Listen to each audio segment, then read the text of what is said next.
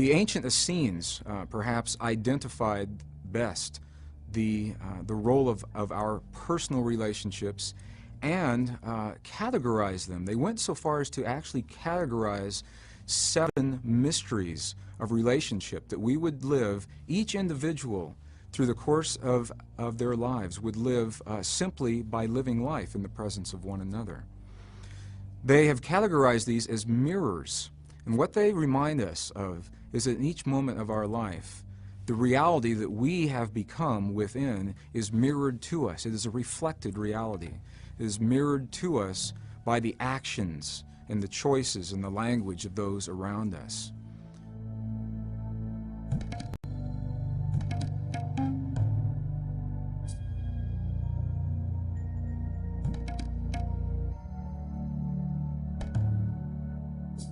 The first mirror of those relationships is a mirror of our presence in the moment.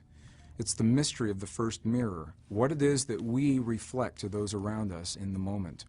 When we find ourselves surrounded by individuals and patterns of relationship and behavior with a dominant aspect of anger or rage or fear perhaps, and the mirror works both ways. It could just as easily be joy and ecstasy and happiness in our lives. If the first mirror is at play, what we're seeing is a mirror of that which we are in the moment, that's which we are radiating to those individuals around us as they mirror or shine back to us that which has been offered, the mirror of that which we are in the moment. The second mirror of relationship is of a similar quality, although it's a little more subtle. Rather than mirroring to us what we are in the moment, the second mirror mirrors to us that which we judge in the moment. If you should find yourself surrounded by individuals who demonstrate patterns of behavior that perhaps frustrate you, push your buttons of anger or rage, and you sense that those are not your patterns, they're not you in the moment, you ask yourself, are they showing me in this moment? And you say honestly to yourself, no, then there's a good possibility they may be showing you that which you judge in the moment, the anger and the rage or the joy that you are judging in that moment. When you find many different people demonstrating the same patterns to you, many different people demonstrating their anger or their rage to you, have you ever been angry and been in a big hurry to get somewhere and gotten into your car to drive to wherever it was you were going and found that everywhere you went, you made the wrong choices? You made the wrong choice in the teller line at the bank. You chose the slow line. You made the wrong choice on the exit ramp on the freeway. And everywhere when you're driving down the road, you're seeing people that are pulling out in front of you and then doing about 30 miles an hour in a 55. They may be mirroring to you what you are in that moment. We're going to talk about a reflected reality in just a few moments, a reflected reality. Often, the mystery of the first mirror is precisely what's happening. Often we will find people in our presence who are mirroring to us that which we are in the moment, and often that's not the case. And then people say, well, the mirrors don't work. Well, they do work if we have the wisdom to recognize what it is they're saying. A few years ago, I had the opportunity, a rare opportunity, have 3 people come into my life in the same month. Now, that should have been my clue right there. When 3 brand new relationships, very different in nature, all occur within the same month, that's the flag that says something's going to happen here. You better believe it. One of them was potentially a romantic relationship. One of them was potentially a business relationship. One was a mix between a business, a relationship, and a friendship. Each of them came into my life. Each of them came to me. And that's to have been the second clue. Each of them found me. The romantic relationship, it was with someone who I had worked with. We had spent a lot of time together. We had a lot of common interests, and it was one of those things where it just kind of made sense to be together. It wasn't like there wasn't a powerful magnetic attraction. It was more, it just seemed like the thing to do. The business relationship was especially interesting for me. I was very busy doing seminars, more than full-time. It's like we are now. And there was a gentleman that came to me and offered to do the logistics and to set these seminars up, allowing me, freeing me up to do the things that I was choosing to do more of, and allowing him to do the things that he did best. Sounded like a good plan for me to do that. And the friendship and kind of quasi-business relationship, there was a gentleman, a very talented, very skilled carpenter, who asked if he could house sit on my property in northern New Mexico while I was leading a group to Egypt in the late fall. And I had been looking for someone to stay on the property, and it looked like also a good thing to do. He said that he would like to stay at that property in exchange for his carpentry and caretake. And so all of these happened right about the same time. It was a very, very busy time in my life. And I said, okay, sure. Well, within that month, within the same month that each of those three people came into my life, each of them just about began to make me crazy. They were just driving me right up the wall. And there's a pattern that I had demonstrated throughout much of my life. When things were making me crazy, we call it crazy making, when things were doing that for me, I would use logic. And through my logic, I'd say, oh, Greg, you're just tired. You know, you've been on the road a lot. You know, you're under a lot of pressure right now. Let's see how it is in another week or so, or see how it is in a couple of weeks. And I would go away. I did this with these people. And I'd go away on the trip, and then I'd come back in a week or 10 days, and everything was the same. And I did this again and again. Well, there's a routine that I would do at that time in my life. When I would travel on a trip like this, I would come back to the Albuquerque airport. I'd stop at the ATM, pull out some cash, pull my animals out of the vet, get the car out of parking, fill up the car, and drive approximately 4 hours to our home in northern New Mexico. And on this one particular trip, I came home and I began that routine, and I didn't get very far with it. Because I went to the ATM at 5 o'clock on a Sunday afternoon in the Albuquerque airport, and the ATM machine told me there was nothing in that account. And I knew that it was a mistake. I knew that the account was full because I'd just been approved for a construction loan. It was a business construction loan on my property in northern New Mexico, and that there was plenty of money there, and I would check it Monday morning. So I drove home, and Monday morning, sure enough, I got up and I called the bank, and they said, well, there's no mistake, Mr. Braden. Not only is there no money in this account, you are overdrawn by 71 checks, and there's a $30 service charge in each of those checks. When can you come in and talk to us? I said, well, I'll be right there. One of those checks was to me. And one of those checks was to my dear friend, Jeff Volk, and that's how we met. So now Jeff gets the story. Because Jeff had trusted me and sent me a video. I'm sorry, Jeff. I really So I did. I went to the bank and I said, well, what's happening? They said, well, there was a wire withdrawal from your account. It was not authorized. It was not authorized by me, and they believed that it was. And every penny in that account had been taken, and all the checks had already been written outstanding were now coming back against that account. And when something like that happens, there's really no way to rationalize anything else. You can't do anything else. So I didn't even have enough money to put gas in my car and to get my animals out of the vet. There was absolutely nothing that was there, and I had to go home and look at this. I said, wow, something big is happening here. Well, at the same time, I had just completed a tour, a series of workshops along the Pacific Northwest for about 30 days.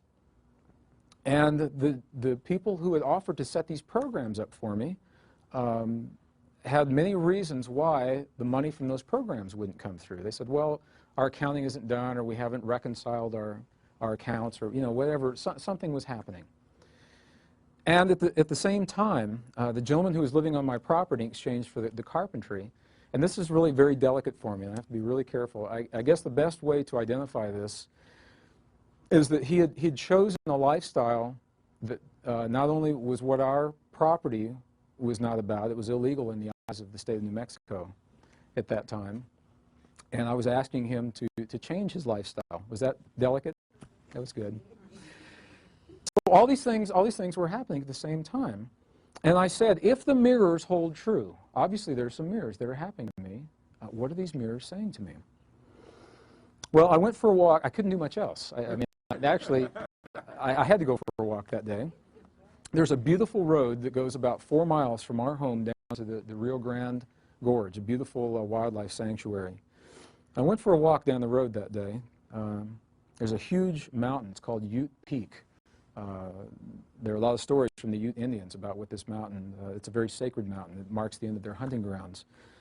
And I often walk along this road in front of this mountain. I've written whole books, done entire workshops on this road, and I have to go home and put them in the computer. And I asked myself this question. I said, if these mirrors hold true, then there's a mirror that's happening here. What are these people showing to me?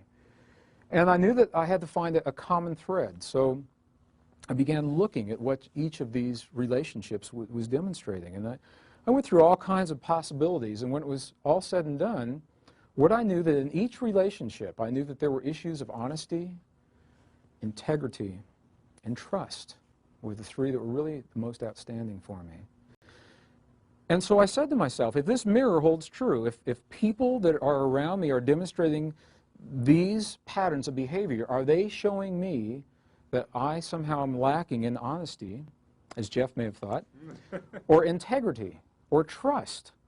Is that what they're showing me?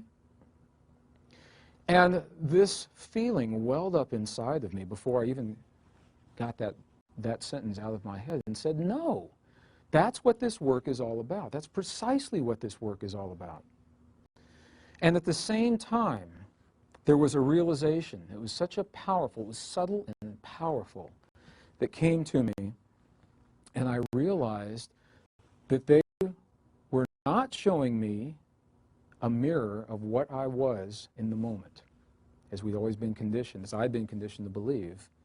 Rather, they were showing me a more subtle mirror, the mirror of what I judged in that moment. The mirror of what I judged in that moment. And that's precisely what was happening. I had a tremendous charge on honesty and integrity and trust. Such a charge that I was not willing to allow it in others. I was not willing to allow that in others. When you have a charge on something, what does that promise? It promises that you'll see it. You'll see it in your life if you've got a charge on it. I had that charge. These three people that came into my life, now I know that each of them was a powerful, skillful master that impeccably held the mirror to me during that time in my life of my greatest charges.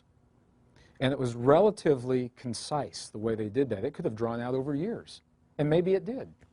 Maybe those mirrors have been shown to me year after year on such subtle levels that I never recognized them. And they became less subtle and less subtle and less subtle until something happened that I could not look away from. And in that moment, I had that mirror. In that moment, I was shown the second Essene mystery of relationship, the mirror of that which we judge in the moment. The gentleman that had invited me to work with him wanted to set up these seminars. The very first moment we met, something interesting happened. We met in the home of a mutual friend in Northern California. And the first moment we met, I'd never seen him before. I'd spoken with him on the phone. And our eyes met on the landing of this house. And I said something to him that I seldom, or rarely, will ask anyone upon first meeting him. And I simply said, "When's your birthday?" And he said, "Well, my birthday is June 28th, 1954. And I said, "Wow, that's my birthday. The exact month, the exact day, and the exact year." I'm a Cancerian. If you know much about Cancerians, you know that Cancerians live in a world of feeling. Maybe that's why we're exploring feelings this weekend. And I'm a double Cancerian, which means double feeling. And depending on how you run the charts, I've got 5 or 6 planets in the 12th house that are all in Cancer. So my world is a very feeling world. And my path has been to reconcile that feeling world with the academics and the hard sciences through the corporate and in the academic world. And I looked at him and I said, well, you must have had the same experiences then. Another Cancerian male. What a great person to share this business with. And he said something to me in that moment. He looked me directly in the eyes and he said something to me and I discounted it. I used my logic, and what he said to me was, I'm your evil twin. And he told me in that moment, and I discounted it. Because my logic said, oh, well, he's just making a joke. Although I had a feeling in here. The moment the gentleman moved onto my property to caretake for me in exchange for him living there, I had a feeling about him being there, and I discounted that feeling through my logic. I said, oh, Greg, you don't really even know that man. Well, that's precisely the point. You don't even know him. Why would you judge him? The moment that I began spending serious time with the potentially romantic relationship in my life, I had a feeling. And my logic said, oh, that's the feeling that you had from the last time you got hurt. So let's give this one a chance. And the reason I'm sharing this with you now is because in each of these there was a feeling that told me right up front. And there was more than one lesson that happened here, and I've shared this with other people, and it's been a powerful trigger for them. It's a lesson I didn't care for at the time. The week that I recognized the pattern of judgment, the week that I recognized that each of these people was masterfully mirroring for me the things that I judged in life, every other relationship that was held in place by judgment began to disappear.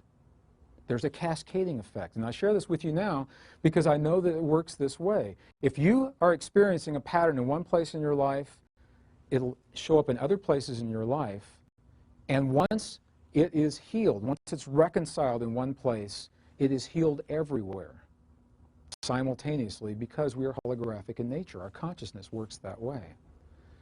It is mirrored on many, many different levels. Well, the gentleman who had offered to do the business with me, that relationship didn't work well at all, and I felt like I gave it ample opportunity, and the reality is it did work well, and I just didn't know what it was showing me. It worked perfectly as my mirror. So one day I called this gentleman and I said, I'm not going to work with you any longer. And I hung up the phone. There's more to it than that. I'm making a long story short. I hung up the phone, and as I did, I realized that every program and every source of income that I had for the next 6 months, I had just canceled. As my hand was on the phone, that was on a Saturday afternoon. So I had the rest of Saturday and all of Sunday to think about it. Sunday night, there was a message on my voice machine from a woman I had never met before, who through mutual friends had heard about these workshops, and she asked me to call her, and I did. And she said, I'm interested in sponsoring you and setting up programs for you around the country. Would you be interested in working with me? And the first thing I asked her, I said, well, when's your birthday? She said, June 28th, 1954. True story.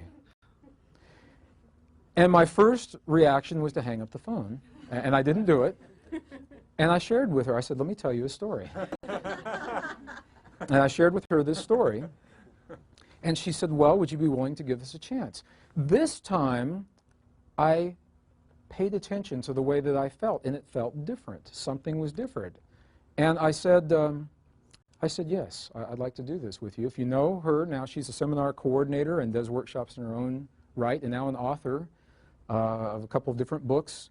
Her name is Joanne Carl Cornog, if you've ever done any work with Joanne Cornog.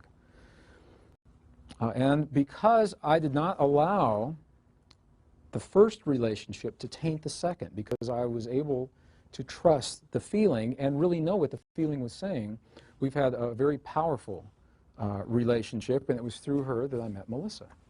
So it's interesting how these things work out.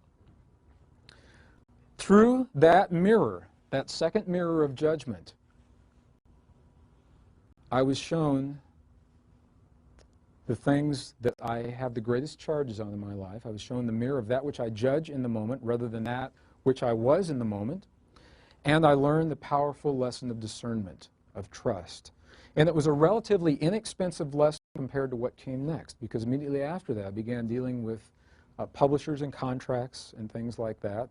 And through my powers of discernment, I averted what could have been some serious problems in that way.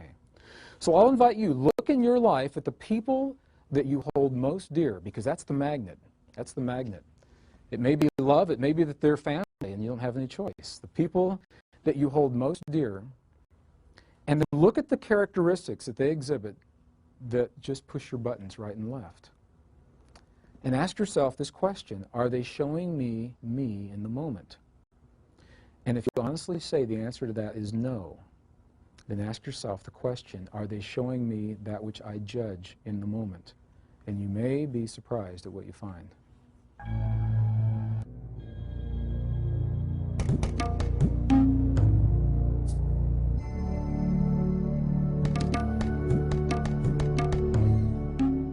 The third Essene mirror of relationship is perhaps one of the most commonly recognized mirrors.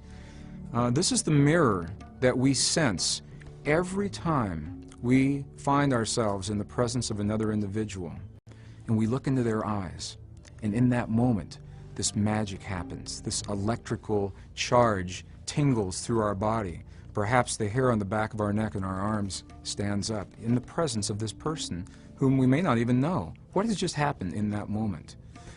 Well, through the wisdom of this mirror, we're asked to allow for the possibility that through the course of our lives, in our innocence, to survive life's offering, that we give away huge portions of ourselves in the experience of life itself. That through the course of our lives, pieces of ourselves may be lost unknowingly, or perhaps given away knowingly, or taken from us by those who have power over us. When we find ourselves in the presence of another individual who embodies the very things that we have lost and that we are seeking to find that wholeness in ourselves, our bodies physiologically may respond to that. And we'll know that as a magnetic attraction to this individual. Should you find yourself in the presence of another and for some unexplainable reason drawn to share time with this individual, ask yourself this question: what is it that I see in this person that I've lost, that I've given away, or that was taken from me?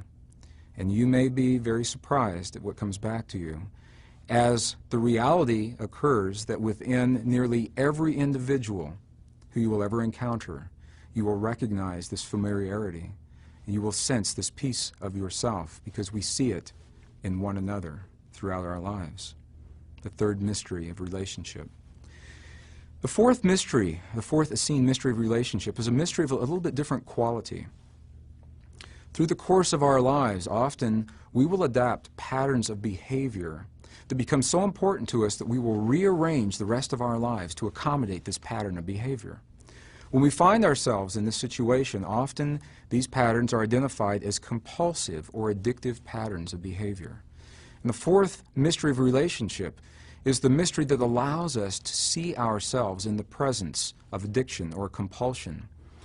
Through addiction and compulsion, what happens is that we find ourselves giving away, little by little, the very things that we hold most dear in life.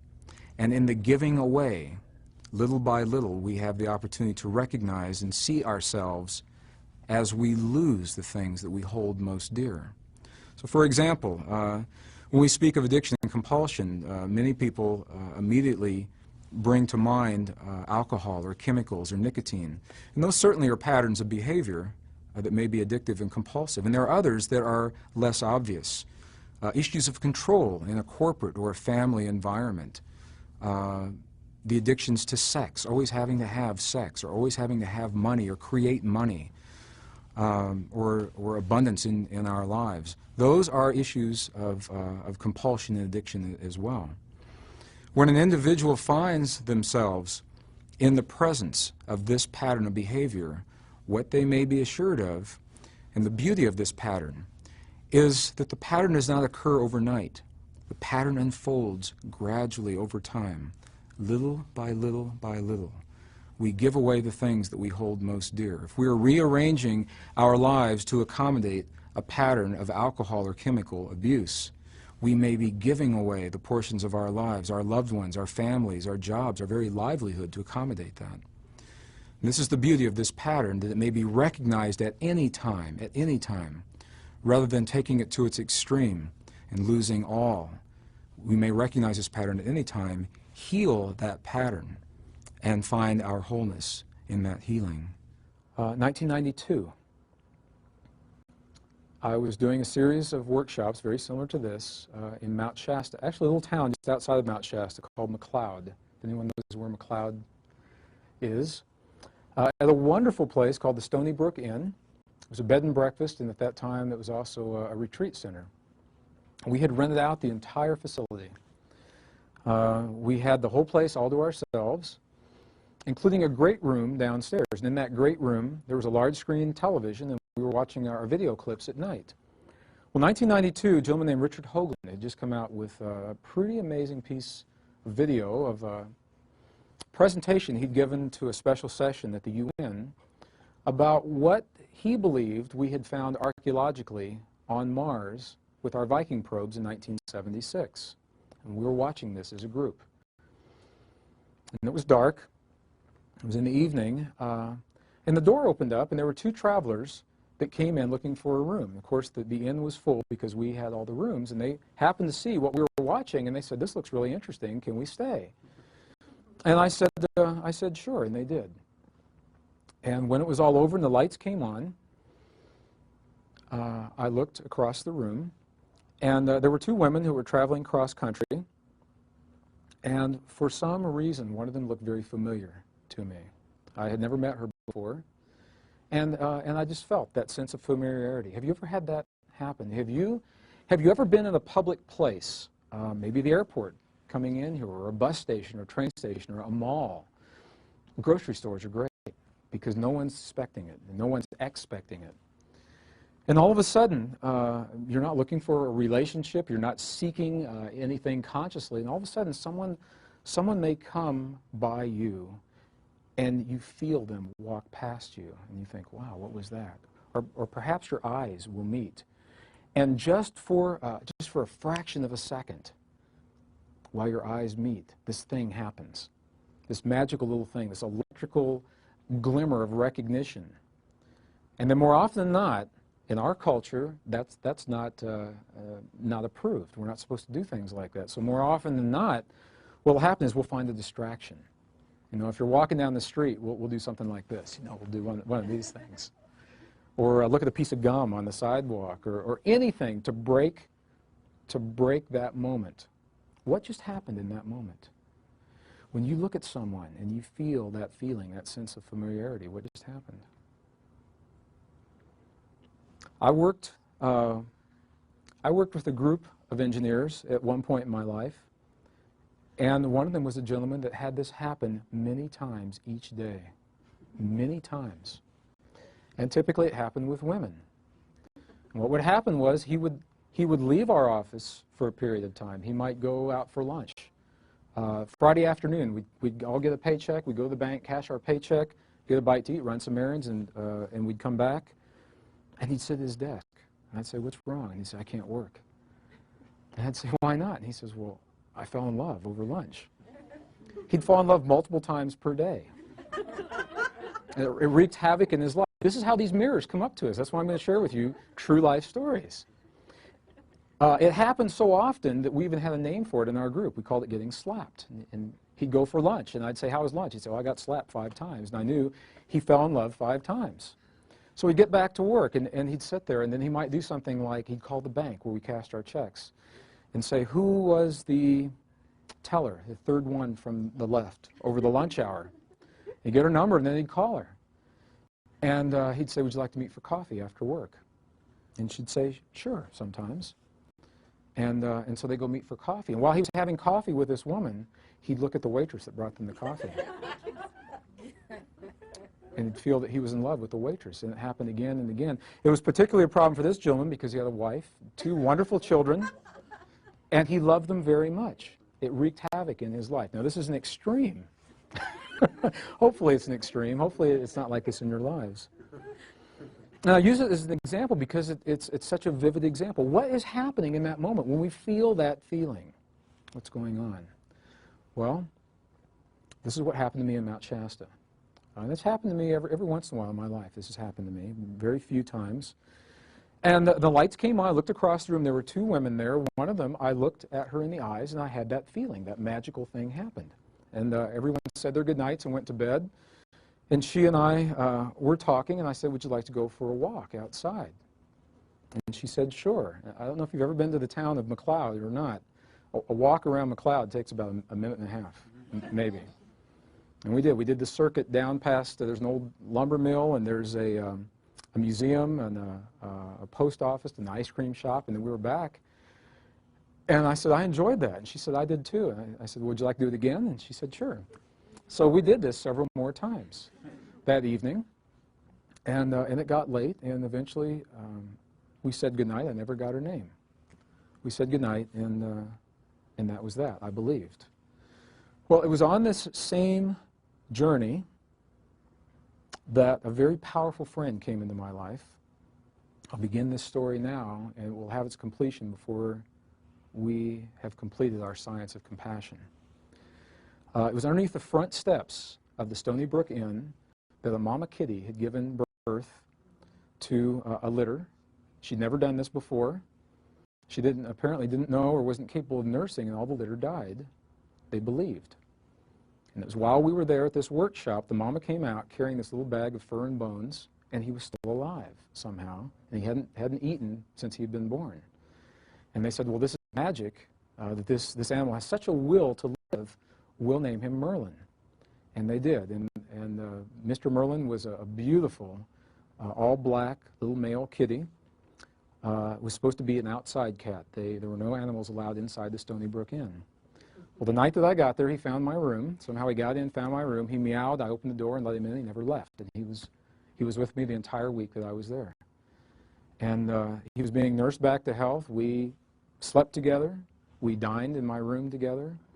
He'd stand on the edge of the sink while I shaved and watch me. He'd stand on the edge of the tub while I was showering, and he'd catch little water drops in his whiskers that were bouncing off my body, and we became very good friends in that short week. As my workshop was coming to a completion, it was time for me to come back to New Mexico.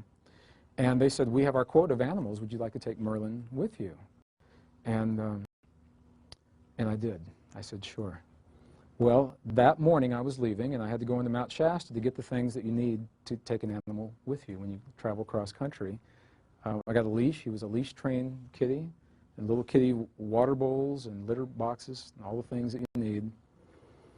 Well, I was driving down the street, and I stopped at a light, and I looked up, and there on the corner was the woman that I'd seen the night before. See, the story is going somewhere, and it does tie together. It works out really well.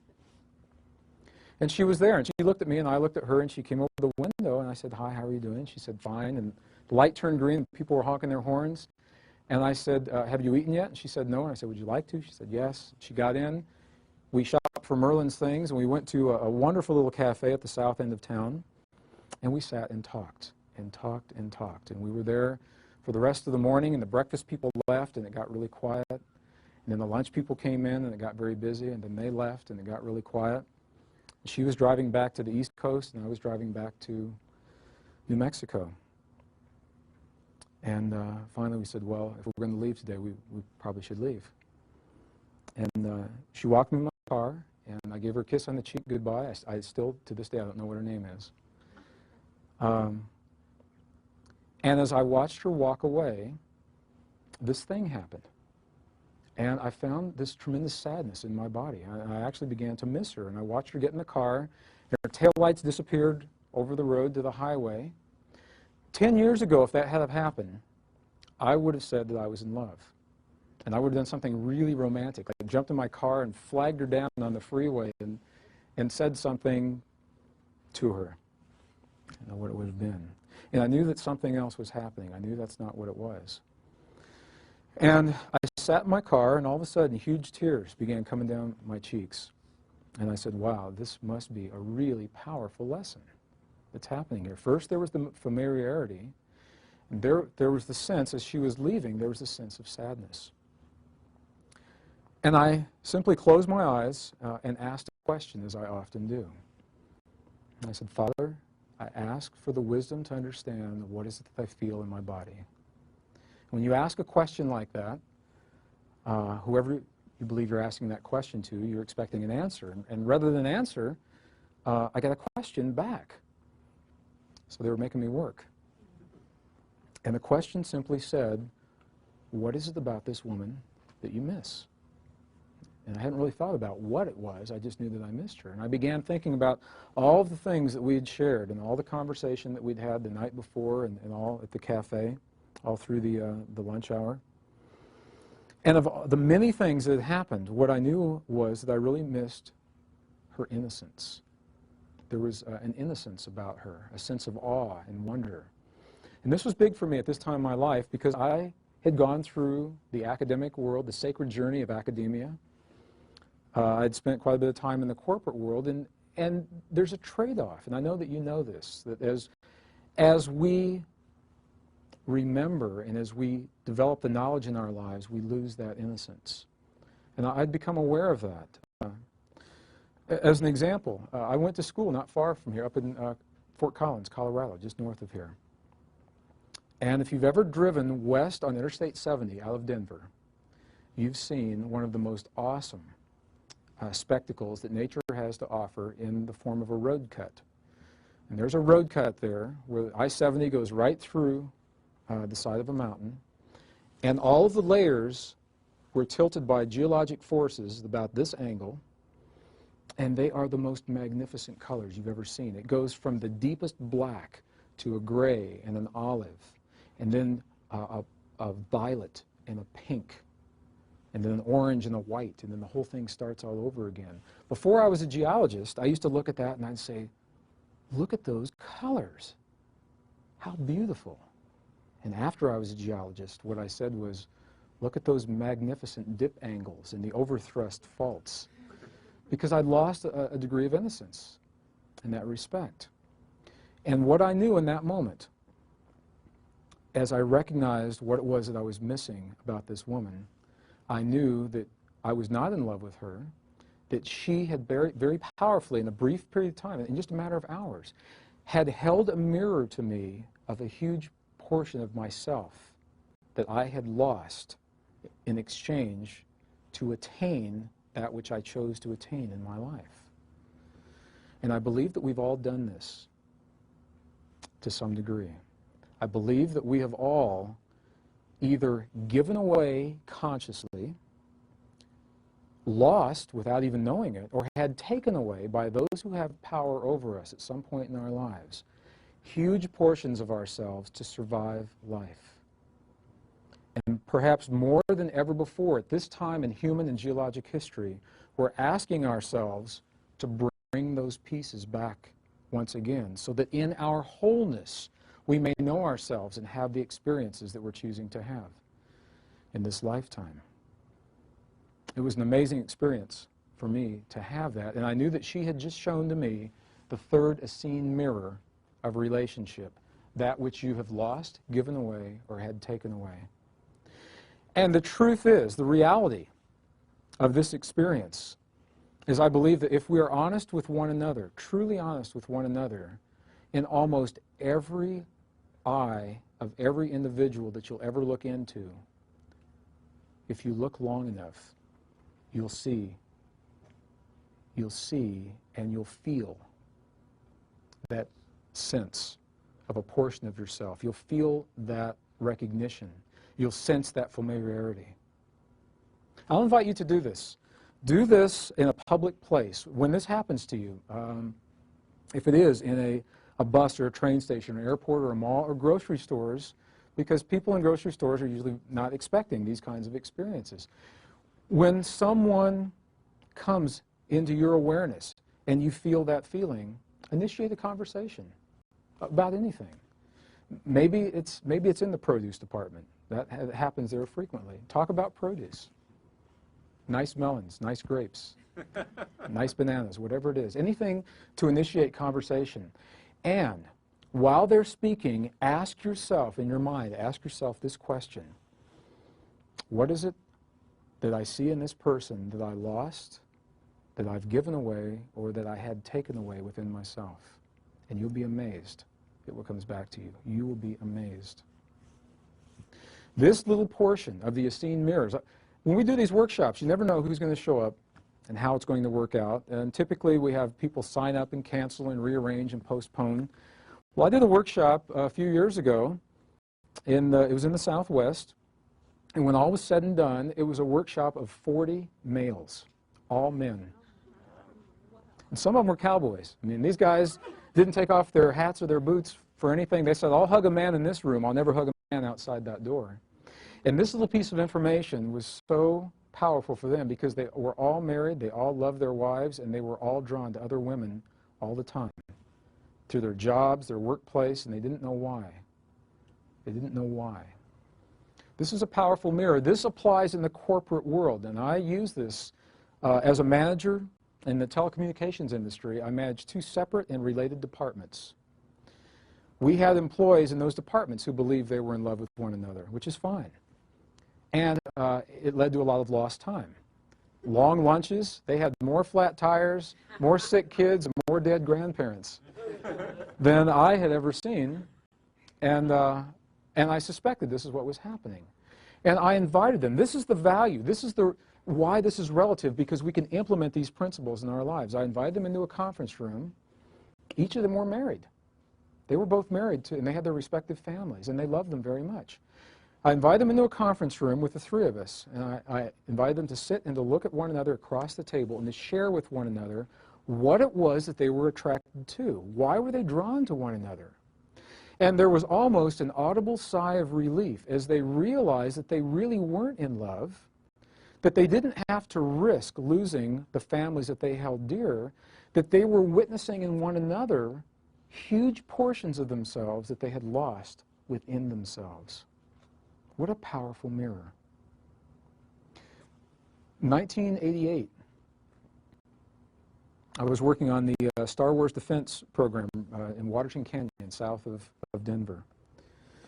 And we had some high-ranking Pentagon officials that came to review our program, and each department had one invitation of an individual who would get to go, and to this day I don't know how it landed on my desk, and it did. And I went to this review, and afterwards I had the opportunity to spend time with some of these officials.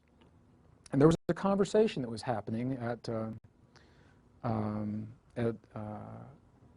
it was a dinner, just before a dinner that evening. And one of the people in the group looked at this one particular gentleman. He had risen through the ranks of corporate America and was now seated on the Joint Chiefs of Staff. And they said to him, how did you do this with your life? What is it that had to happen in your life to allow you a position of this magnitude of power and control? And he was very conscious when he said this. He looked at everyone in the circle as we were there. And he said, to get where I am today, each time I climbed a rung on the corporate ladder, I gave a piece of myself away. And then I'd climb another rung, and I'd give another piece away. And he said, pretty soon I'd given away everything that I've ever held dear to me, everything I've ever loved. I've given away my friends. He said, I essentially have no friends. I've given away my family. My wife and I are divorced. My children and I don't even speak any longer. And he said it was worth it to me because in my life, my goal was to have this power and this control. It was worth it. So he was conscious of it, and I was amazed that he was that candid, that he shared that. And I know that we do this, that we compromise pieces of ourselves to survive whatever it is that life offers to us. So when you find yourself powerfully, magnetically drawn to another person, maybe it doesn't make sense why that would be. Maybe it's a person of the same sex, and you try to put a label on that. And I've worked with a lot of clients in the last few years who had those experiences. Or maybe you say, I'm a woman, and I just like to be around men. What does that mean? Or I'm a man, I just like to be around women. Think about this experience. Think how odd this experience is that we're having right now. We are essentially genderless souls. We're not male or female until we come into bodies.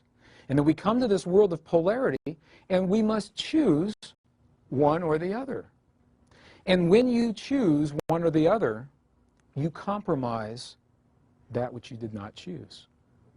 So as a male, I came to this world, I chose to polarize into a male body, although my soul is genderless. It is both masculine and feminine simultaneously.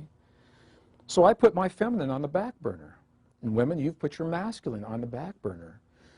So when we arrive in this world, we may find ourselves unexplainably drawn to someone of the other polarity. Well, I did a workshop in the Bay Area a few months ago, and people said, what about when we're drawn to the same polarity? What does that mean? And I believe that the mirror holds. And this is a powerful mirror with no labels. It's simply a mirror. Let me give you an example of how this may work.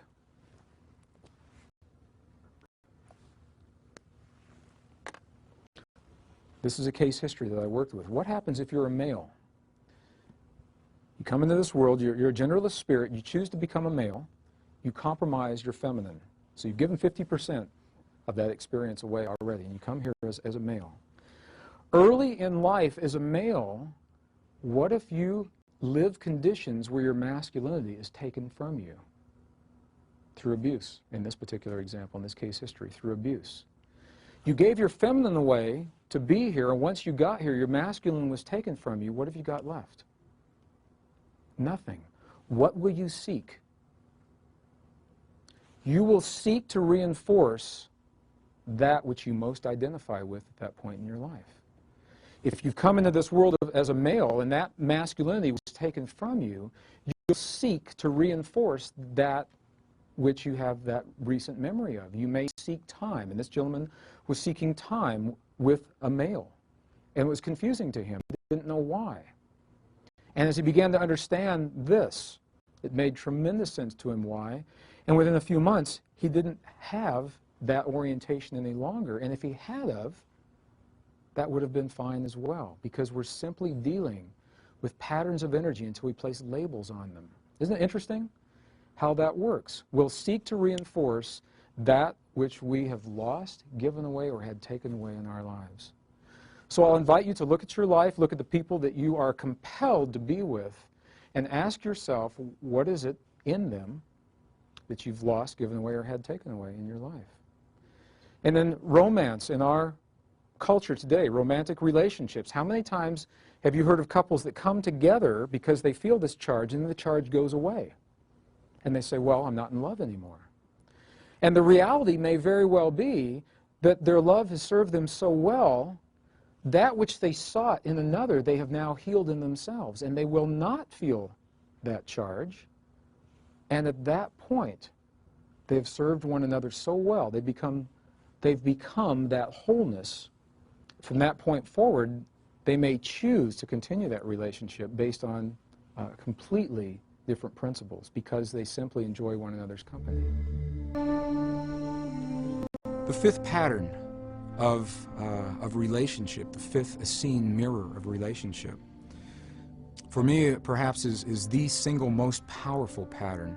It, I believe, allows us to see more and to a greater level why we've lived the kinds of lives that we've lived, perhaps, than any other. It is the mirror that our parents show to us through the course of our lives and the time that we spend with them.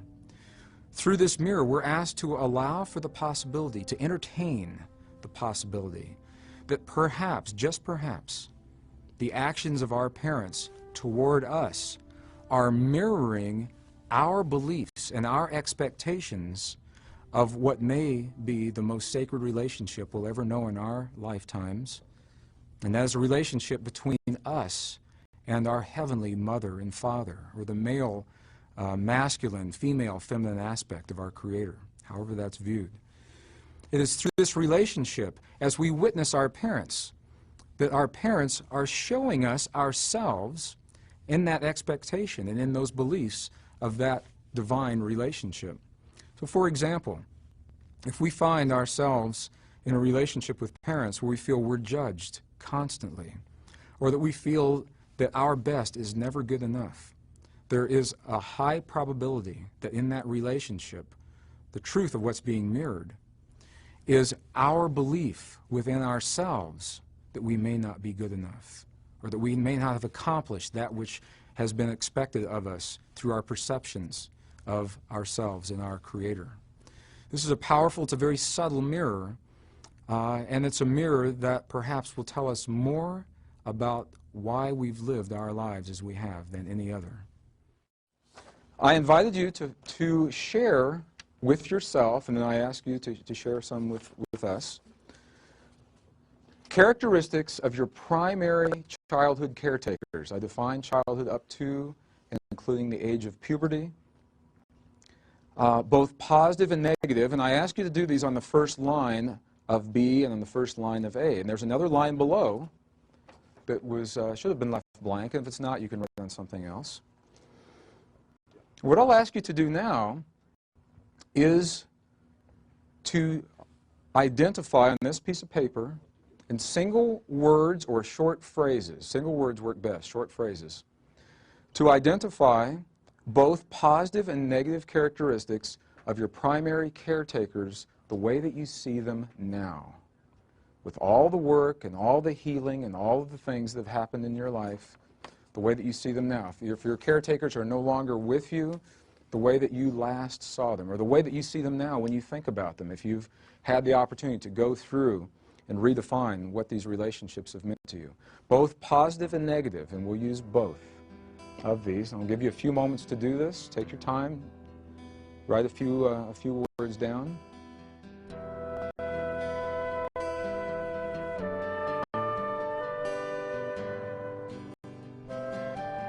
Let's take a look at what we've got. To the degree that you're comfortable in sharing a few of these, what were some of the positive characteristics of either or both male and female caretakers as you see them now? What are some of those characteristics? Vulnerable?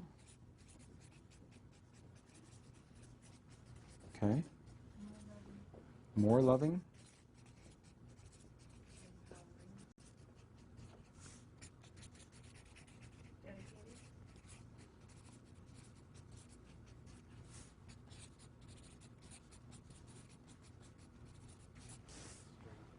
Strength?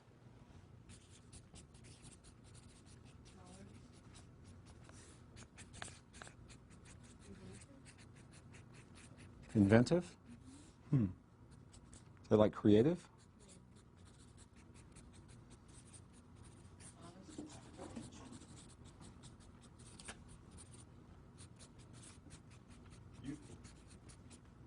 Oh, I like that one.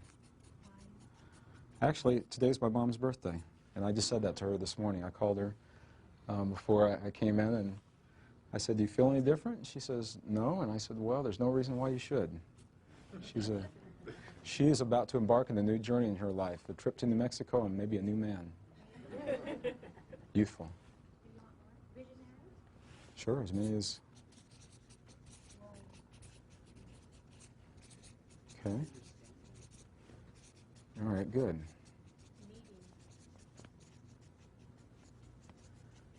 What was the last one? Needing. How is that, you see that as a positive? I see that as positive because before they were kind of closed, not thinking that they needed the love and the attention from their children. So maybe more open. Yeah. Openness. I'll put it right down here. Okay. What are some of the negatives, if there are any? What are some of the negatives? Judgmental. Judgmental.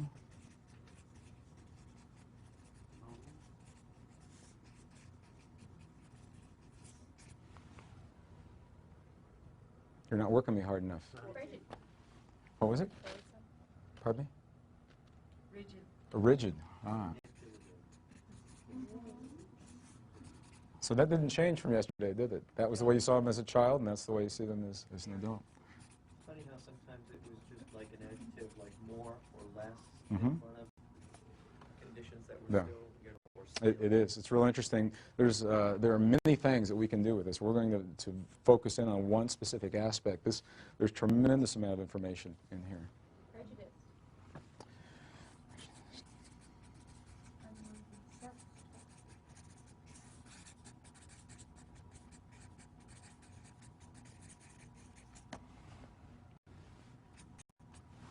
Okay. Misunderstood. Misunderstood?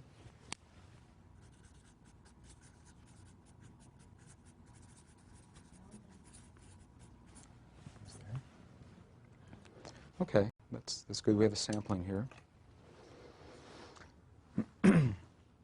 The mirror that I'm about to share with you, for me,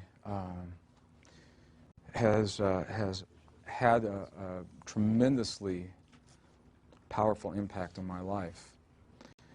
And the impact has had many implications.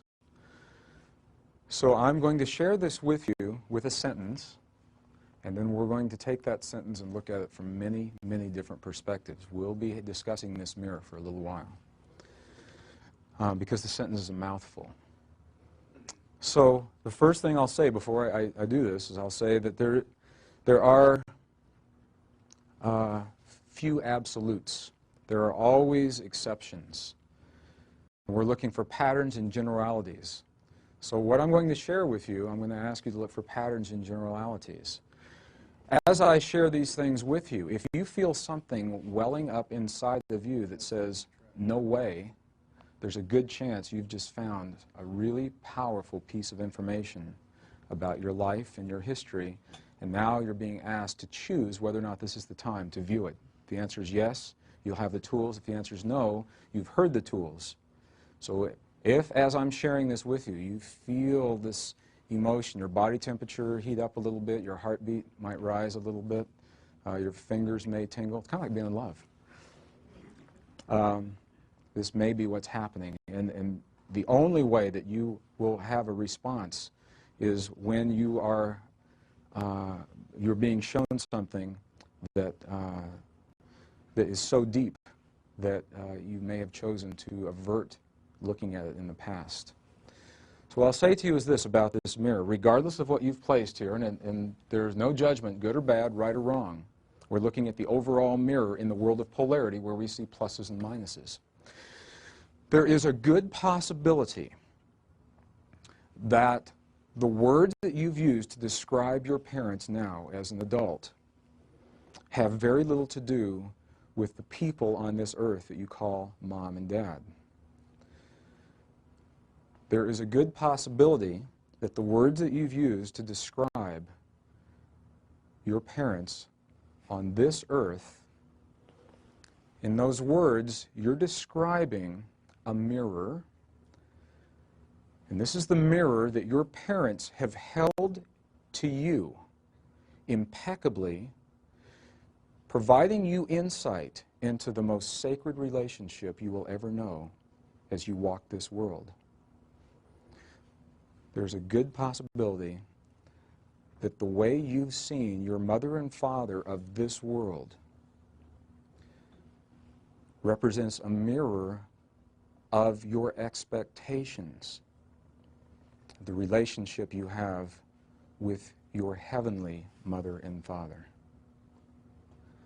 Okay, let me say this again.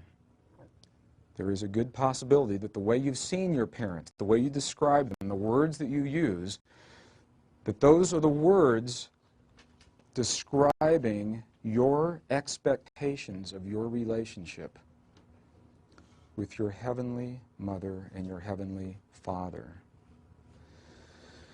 Now, there are many different ways to look at this, and we're going to go into this in a lot of detail, and we'll go through a little exercise. Is it possible? Is it possible that in inviting you, whether it was conscious or unconsciously, when your parents brought you into this world, you were invited to come to this world? Is it possible that with that invitation lives an unspoken responsibility that we've forgotten in our culture, that says those that will bring us or care for us in this world, the mother and father in this world are surrogates. They're the closest thing that we know to mother and father in our heavenly Creator. We know that our Creator in reality is genderless. There is no mother, father. There's a force, if you will. And we're using our English language to approximate this. Is it possible that your mother and father have loved you so much, perhaps on levels they were or still are not even aware of, that they have impeccably held to you a mirror, showing you the way you see your relationship, not with your earthly father, with your heavenly father, not with your earthly mother, with your heavenly mother. Is it possible that when you have perceived that your parents were angry at you, that what was really happening is you were feeling your Creator's, perceived Creator's anger at you? Is it possible that when your parents are proud of you, and when they encourage you, and it feels so good, that you're actually feeling that from your Creator? Is that possible? If the mirrors work and if they hold, I believe this is precisely what's happening. I believe there's a good possibility that we love on levels unspoken and so deeply that we will impeccably hold these mirrors to one another. And our parents have done precisely this for us. So I'm not saying that this is an excuse or a condoning for any patterns of behavior that our parents have ever demonstrated, and we'll go into this whole thing. I'm simply asking you to allow for the possibility that the relationship that you've had with those who have cared for you, your parents, maybe you were adopted, maybe you were in foster homes, whoever it was that assumed that responsibility for you, they have held the mirror, allowing you to see. We don't get up in the morning and say, I wonder how my relationship with my Heavenly Creator is going today. Typically, we don't do that. We're focused in living and breathing and surviving and providing for one another in this world, and it's in this world where we see the mirrors exemplified. So I'm asking you to allow for the possibility that those who have consented to care for you in this world, possibly on an unspoken level in that caring, that they've held this mirror, and this mirror has shown you your beliefs and your expectations of how you believe your Creator sees you and how you see your Creator. How do you feel about the possibility that your parents have held this mirror for you? Does it make any sense, first of all? Let's try something. Let's try something. I invite you to close your eyes. Close your eyes. Take a deep breath. Deep yogic breath. Yogic breath is where you push your tummy out. When you inhale, that means your diaphragm just dropped. Okay, and then pause briefly. Don't be in such a big hurry to get rid of that breath. And when you do exhale, tighten your tummy muscles a little bit. Just take a deep yogic breath. Okay. Now in your mind, I'll invite you to say to yourself, to consent to feeling in your mind. In your mind, say, I consent to feel. I allow myself to feel.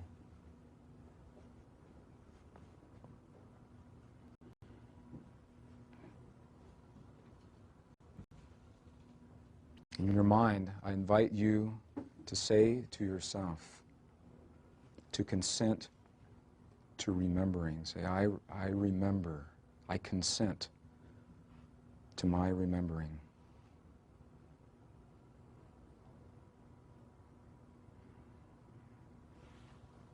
And now I'll ask you a question. Someone came to you on this day and said to you that you had 1 minute left in this world. And after that minute, that you would no longer be present in this world or communicate with those that you love and hold most dear. And in that 1 minute, you could say anything that you would choose to say to your earthly mother and father. What would you choose to say to them in that minute? What would you choose?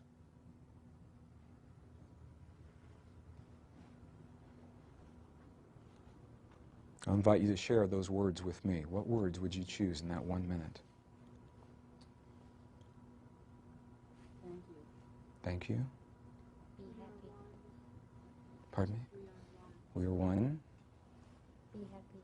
Be happy. I'll see you soon. See you soon. I love you. Certainly, I love you. All right. If someone came to you and said to you that you had 1 minute left in this world with those that you love and hold most dear, and in that 1 minute, you could hear from your mother and father anything, what would you most choose to hear from your mother and father? What would you most choose to hear from your mother and father?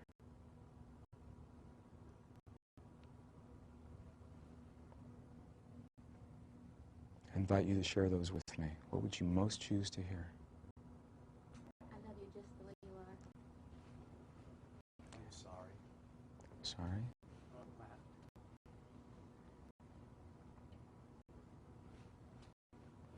Okay, with your eyes closed, take a deep breath. And I invite you to listen. If in that 1 minute you were able to hear anything, the gentleman first. Gentlemen, if you had 1 moment in this world and you could hear anything from your Creator, you heard your Creator say, "My son, I'm proud of you. My son, I love you. You've done well. Thank you, my son." Ladies, if you could hear, "My daughter, thank you. You have done well.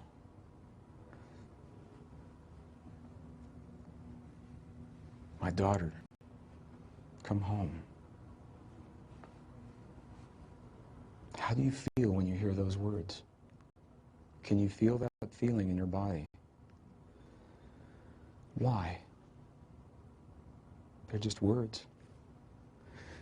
Is it possible that we have spent much of our lives believing that we were seeking the love and the respect and approval from our earthly parents because they're the closest thing that we know to our Mother and Father in heaven? And the reality is that we have always felt at a deep, deep level it's our Mother and Father, Creator, that we're seeking to hear the approvals from. Is that possible? If that's so, then that has just told you a tremendous amount of information about why you've lived your life the way you've lived it and how you've lived your life. I did a workshop in Mount Shasta a few months ago, and we did this program, and we came to this part of the process. And there were about 230 people in the room, and there was a gentleman who raised his hand, and he said, "This is ridiculous. This does not work for me at all." So right there I knew something was going to happen. And I invited him, and I said, "Are you comfortable sharing this with 229 other people in the room?" And he said, "Sure." He said, "This mirror doesn't work for me at all. Just no way." And I said, "Tell me about your father." And he says, "I don't know anything about my father. I never knew my father. He left before I was born. I don't know who my father is." And I said, "Tell me how you view your heavenly Father." And he says, "There is no God. I don't believe in God." And I said, "The mirror stands. The mirror stands. By having no father in your life, the man that deserted you mirrored, even at that young age, your belief and your expectation that there is no Father in heaven, and now your life path has been spent seeking to prove or disprove that. You've now had to come to terms within yourself as to whether or not there is a Father in heaven. And by your father leaving you early in life, he pushed you to the edge of who you believed you were and asked you to redefine that. And he said, oh my God. It's the first time he had seen it that way. My mother and I have had this discussion a lot. Her father lived to be between 94 and 96. We're not certain because he lied about his age during the Depression and then he forgot later in life.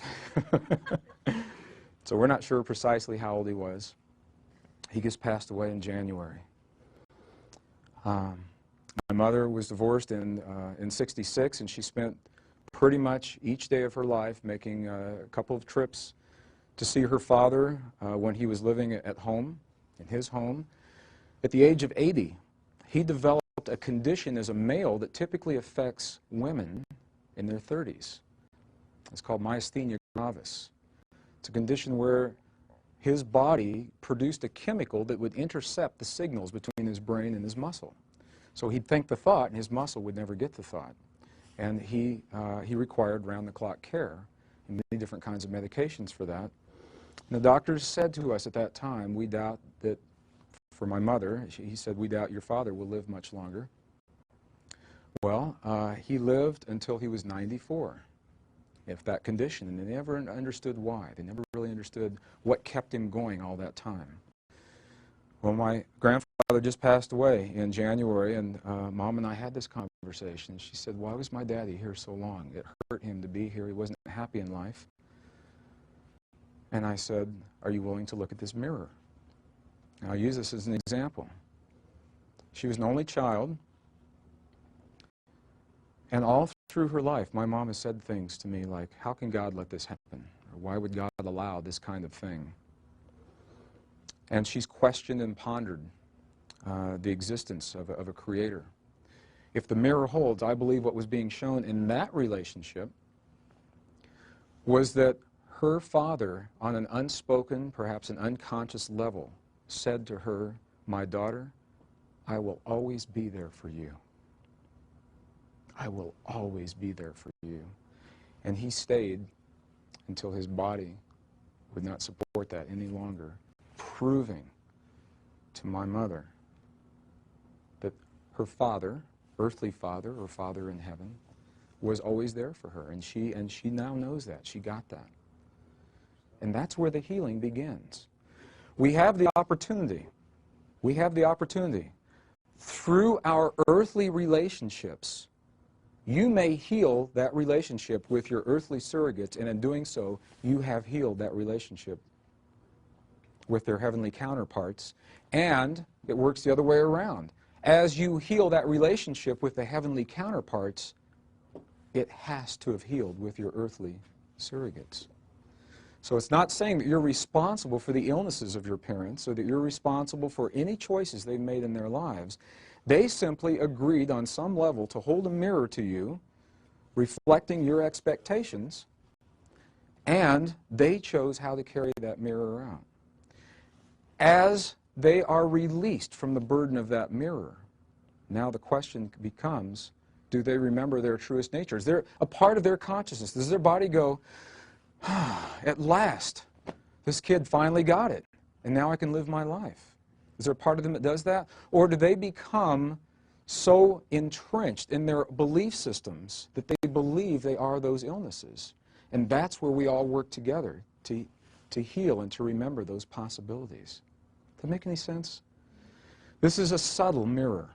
Remember I said yesterday and earlier in the session, they become more subtle as we go through, and that we must come to terms with the least subtle ones before we'll ever see the ones of greater subtlety. Because it is a mirror, the beauty is it works both ways, and this is important. We're not always looking at negatives.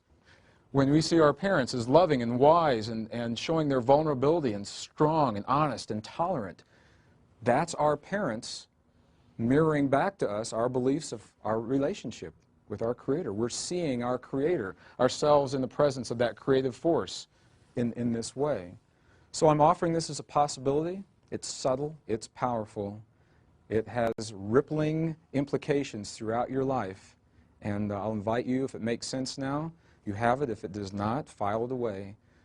And should there come a time in your life when your current belief system falls away, and you can go to the little file folder of this one, and you have a powerful tool.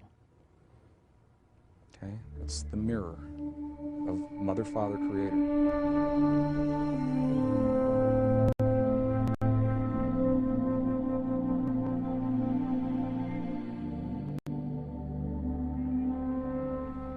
The sixth scene mirror of relationship is a mirror that has a rather ominous name. The ancients call it the dark night of the soul. And clearly, the mirror does not have to be as ominous as its namesake. Through the dark night of the soul, we are reminded that life has a propensity toward balance. Nature has a propensity toward balance.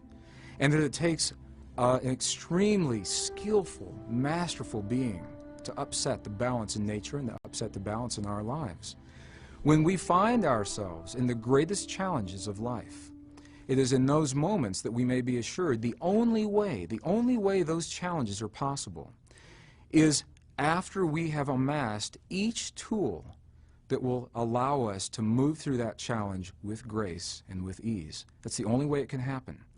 Until those tools are amassed, we will never see ourselves in the situations that ask us to demonstrate these high levels of mastery. So from this perspective, the greatest challenges of life, those of relationship, perhaps our very survival, may be viewed as tremendous opportunities to demonstrate mastery rather than tests that may be passed or failed in life. And it's through this mirror of the dark night of the soul that we see ourselves naked, perhaps for the first time, without the emotion and the feeling and the thought of all of the constructs that we've created around us that we believe keep us safe in life. And it is through this dark night of the soul, perhaps for the first time, we have the opportunity to see ourselves in that way and to prove to ourselves, to demonstrate to ourselves that the process of life may be trusted and that we may trust ourselves in life. The dark night of the soul is an opportunity for us to lose everything that we've ever held dear in our lives and to see ourselves in the presence, in the nakedness of that nothing. And as we climb out of the abyss that is left from everything that we've lost, and we see ourselves in a new way, that is where we find our highest levels of mastery. The ancients talk about the dark night of the soul very clearly. I had a client that came to me when I was working in the Bay Area. He was a software engineer, a brilliant software engineer, a young gentleman. He was married, had a wife and 2 children, 2 daughters. And he loved them all very much. And in his software environment, his skills were in such demand that pretty soon he began traveling tremendously. First, he was going to technical sites, and he began doing trade shows, tech-supported trade shows. He saw less and less of his family, and the few times he did see his family, he felt like he didn't know them. There was little to talk about on the weekends. He didn't know what his kids were doing in school. His wife and he, their communication was lacking. Into his department, the company moved another engineer. It was a woman from Los Angeles, same age. They began sending them as a team to these different programs, and it wasn't, you see where this is going, it wasn't long before he believed that he was in love with this woman. And she believed that she was in love with him. She applied for a transfer back to her home office in Los Angeles. He did the same thing from San Francisco and was given a job in LA. His department was very upset with him. His friends thought he was just out of his mind. His family was devastated. And he said, well, you know, I'm sorry that I've hurt these people, and that's okay. I'm off to my new life. So he went to Los Angeles, and they were down there about 3 weeks. And the woman came home one day and said, you know, this isn't the relationship I thought it was going to be. I'd like to end it. He was devastated. What universal fear did he just get lit up? He was devastated when she asked him to leave. He began performing poorly at work, and he was put on probation, and he didn't get any better. The company asked him to leave. And he found himself in a strange city, no friends, no support system, no income, no job, and he was blacklisted from other other departments in a similar industry, and he had nowhere to return to because all the things he had held most dear he had given away. His department didn't want him back. His family wasn't there for him, his friends. And he came to me in the Bay Area and said, what in the world has happened in my life? How do I get my family back? And I said to him, in all sincerity, congratulations, because the only way something like this can happen in your life is when you've attained the highest levels of mastery, and in that mastery, when the last piece of the mastery is put in place, that's the opening in creation that says, now this gentleman is ready to demonstrate this level of mastery over whatever it is that he's created in his life. When life looks the worst, when we're faced with the greatest challenges of health or relationship or survival, what I know is the only way, it is only possible, we are only possible of creating those situations for ourselves after we have amassed all the tools required to gracefully see us through that experience. And your mom knew this, and she always told you. She said, God never gives you more than you can handle. Did your mom ever tell you that? God never puts more on your plate than you can handle. And I've seen this happen time and time and time again. Issues of health, life-threatening illnesses, emotional implosions, for lack of a better word. And what I know is this, that there is a propensity for balance in our lives. We have a tendency toward balance. And we have to work very, very hard to upset balance. And as masters, we all know ways to do that. As masters, we have developed ways to create tremendous imbalances in our lives. And in the imbalance, that's the impetus for us to demonstrate the level of mastery that we have attained. We're offered an opportunity for which we have no point of reference. No one to ask, no one to go to. We've never had the experience before. And in that no point of reference, all we have is ourselves. And that's where we're asked to reach down into the deepest levels of our being.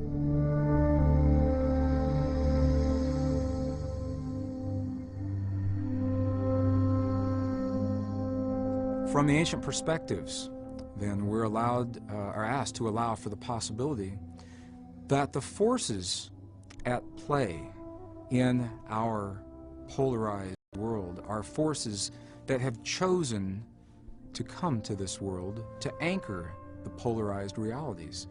That the light and the dark are in service to us so that we may know ourselves in all ways. And the only way to anchor the light in the dark in this world is for a force or a field or a consciousness to hold those mirrors for us. As we view pre-12th century texts, I believe that the scenario unfolds very clearly. As we're offered a story through the metaphors of individuals, the individual of Archangel Michael anchoring light, the metaphor of Archangel Lucifer anchoring dark.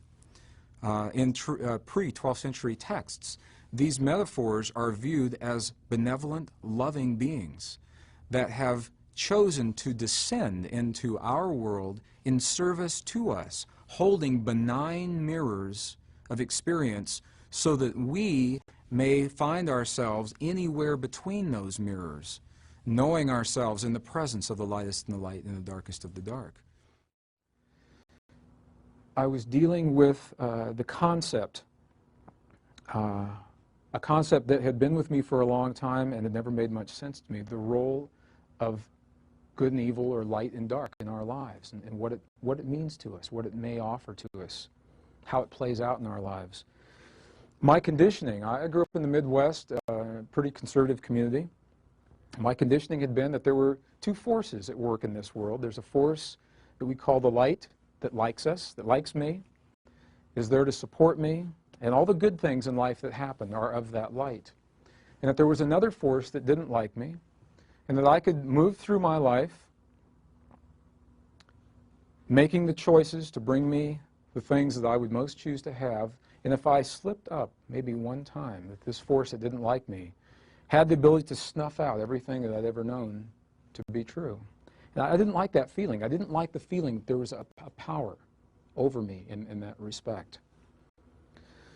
So I suspected somehow that my relationship to my ideas of light and dark somehow were playing out in all these other things that were happening. If the mirrors hold true, this is another mirror. If the mirrors hold true.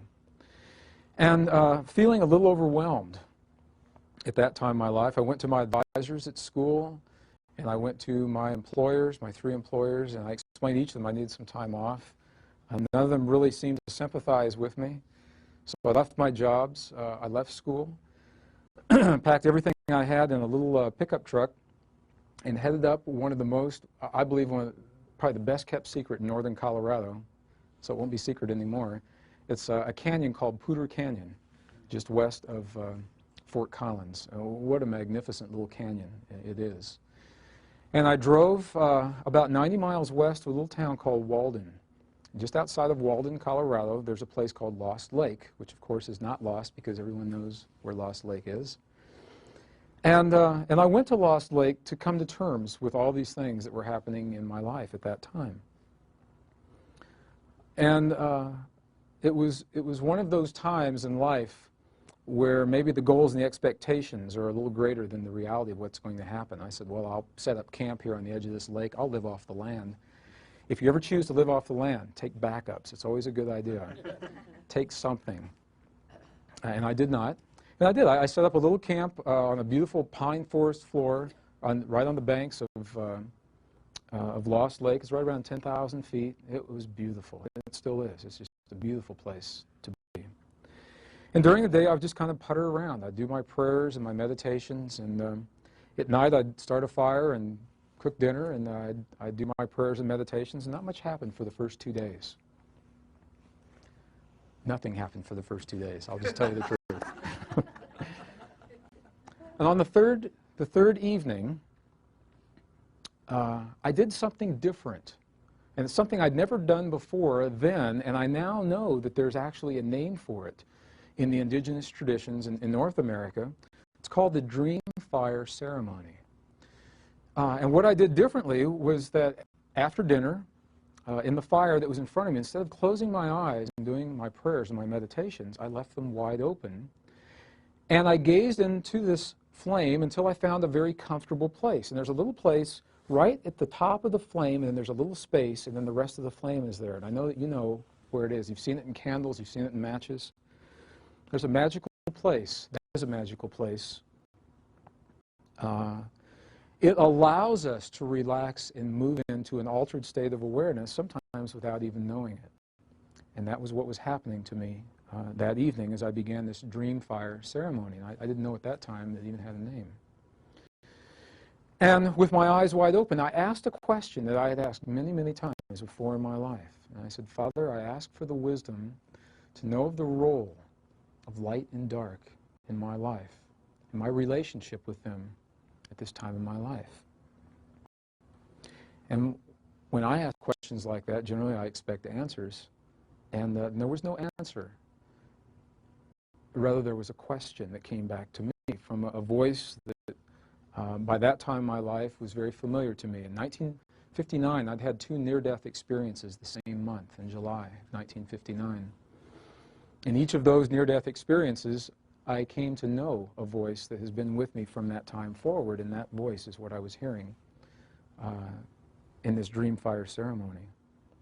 And the voice asked me a question rather than give me an answer. It simply said, how may you know the forces of light and dark and the role that they play in your life until you actually know what the forces of light and dark are? And I thought about that. And it made sense because all I really knew is my conditioning, what other people had told me, what I'd seen in books, and what limited experience I'd had up until that time in my life. My experience didn't match my conditioning, and that was where the confusion came from. So with my eyes wide open, I asked to know what the power of darkness in our world is really all about, from a first-hand perspective. And almost immediately, in my mind's eye, images began to race through of all of the hideous characters that I had seen in textbooks and in my family Bible, loosed, saggy-fleshed individuals, very discolored bodies, usually bloodshot eyes. And I began to see these things in my mind. And when you're in a campfire around 10,000 feet late at night by yourself, you can conjure up some pretty amazing images. And I did that. Well, what happened next was completely unexpected. Because as I was envisioning those things in my mind, an image began to coalesce in that magical place in the flames in front of me. And it frightened me. And I thought about getting up and leaving, and I did not. I looked down and blinked my eyes, and when I looked back up, it was still there. Now, I'm not suggesting that this is a reality. What I'm saying is that this is my experience that led me to an understanding. I'm going to share this with you. I watched this image as it coalesced, and it became denser and denser and denser until I could see that it was the head and part of the chest of a being that I had seen in my mind's eye, hovering in the flames in front of me, and it was looking away from me, fortunately, which gave me an opportunity to study what this phenomenon was that was happening, this thing that was in front of me. And I did, and rather than feeling fear, my fear moved into fascination. And I simply began to look, and I was fascinated at the folds and the creases and the saggy flesh and the scaliness at the same time that was shimmering in the fire. And while I was experiencing that fascination, the image began to rotate and the face began to turn toward me until it was facing me full on. And at that time, I had the opportunity to look eye to eye into the flames, into this thing that I had conjured up. To me, that was the epitome of all darkness or all evil as I'd been conditioned to believe it in my life. And I simply stared. I know now the entire experience lasted about 22 minutes. And when you're having an experience like that, it seems like an eternity. As I stared, something began to happen. And the image of the epitome of evil, what to me was the epitome of evil in the flames, began to change, and it got softer and softer and softer. And in just a few short moments, replacing the hideous image that had been there earlier was the face of a very young child. Neither male nor female, it was simply a child that was in the flames. And the child looked at me. And as I looked at this child, I felt this tremendous sense of sadness well up from within me. And the child had huge tears coming down its cheeks, and I found myself with tears coming down my cheeks at the same time. With that experience, I began to re-examine my conditioning, and that led me on a path through many ancient, obscure, and esoteric texts. And what I'll share with you now is what I believe is perhaps the greatest potential of our healing, of any illusion of separation between us and our world and our Creator, and the source of all that we will ever know as fear. And think about that. I asked you this morning to describe to me the negative characteristics of your primary caretakers, and we had many different words, many different perspectives that had the underlying aspect of fear. And I said, of all of these different expressions, they all pretty much resolve to one or some combination of those three universal fears. And now the Essenes offer us a path and take it one step further.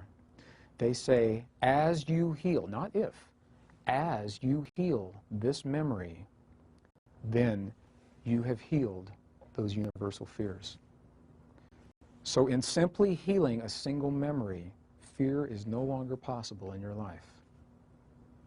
In simply healing a single memory. Well, let's take a look at that memory.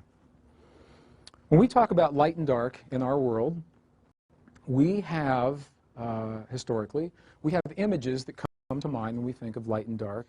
If darkness and light are equal and different only in seeming, as we're told in the ancient texts, and they are benign forces in service to us rather than forces that either like or do not like us, that's a very different world that we're living in. Very different.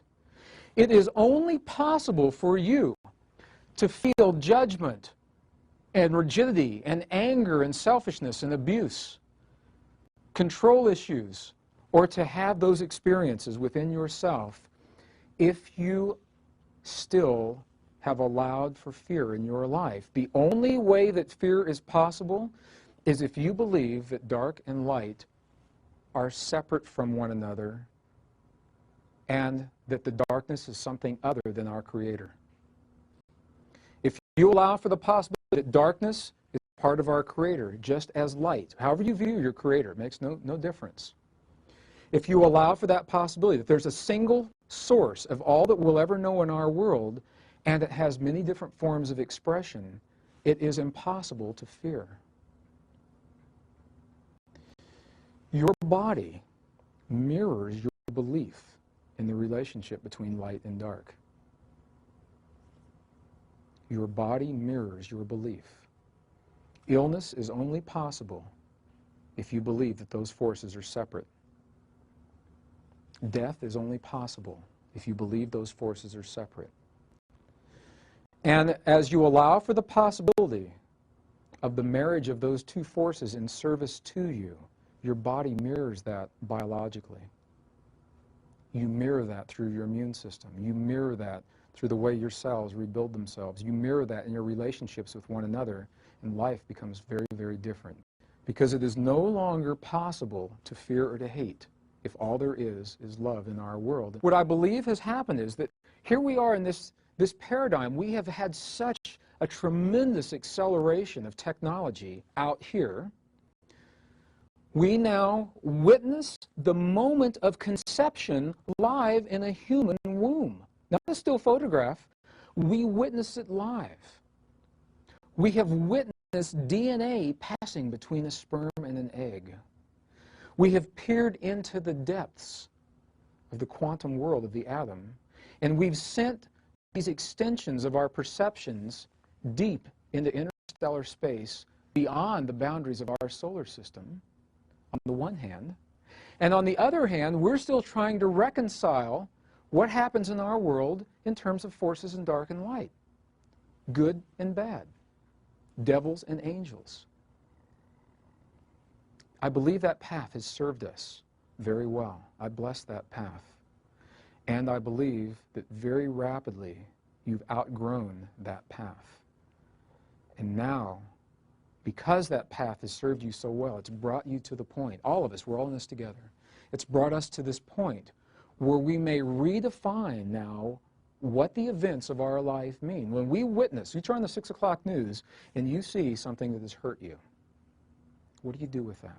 How do you reconcile that? You say, if all that's here is love, and I'm witnessing 10,000 Rwandans massacred, laying dead on the side of the road by their own people, how do I reconcile that? What does that mean?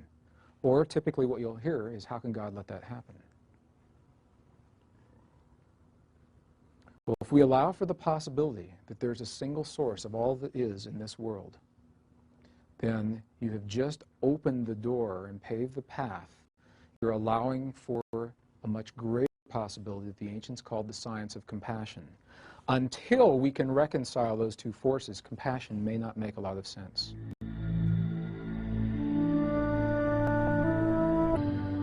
The seventh mystery of relationship, the seventh Essene mirror, from the perspective of the ancients, was the most subtle and for some the most difficult.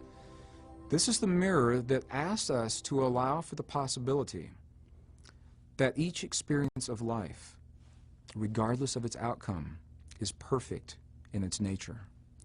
Regardless of whether or not we achieve the lofty goals that have been set by others, we're asked, we're invited to view our accomplishments in life without comparing them to anything else, without any external reference, the only way that we may view ourselves in failure or success is when we measure our accomplishments to an external yardstick. And the question then arises, what is it that we hold ourselves accountable to?